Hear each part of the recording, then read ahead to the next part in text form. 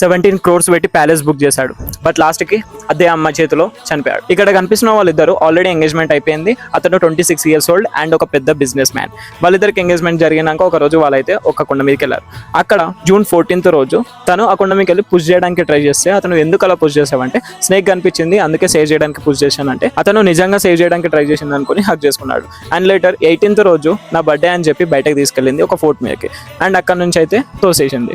And తోసేసినాక అది accidentally జరిగింది అని చెప్పింది. తర్వాత పోలీస్ ఇన్వెస్టిగేషన్ లో అది యాక్సిడెంట్ గా జరిగినట్టు వాళ్ళకైతే కనిపించలేదు. అండ్ తర్వాత ఏం తెలిసిందంటే ఆమెకి ఆల్రెడీ బాయ్ ఫ్రెండ్ ఉండని కూడా తెలిసింది. ఆమెకు ఆల్రెడీ బాయ్ ఫ్రెండ్ ఉంటే ముందే అతన్ని కన్విన్స్ చేయడానికి ట్రై చేసి ఉండొచ్చు. బట్ ఇలా చంపేస్తే ఏమొస్తుంది? ఈ సొసైటీలో ప్రతి దానికి మనిషిని చంపేయడం కామన్ అయిపోయింది. ప్రతి చిన్న విషయానికి చంపుకుంటూనే వెళ్తున్నారు. ఆ 17 crore పెట్టి ప్యాలెస్ కాదు ఇంకెన్నెన్నో సర్ప్రైజ్ ప్లాన్ చేశాడట.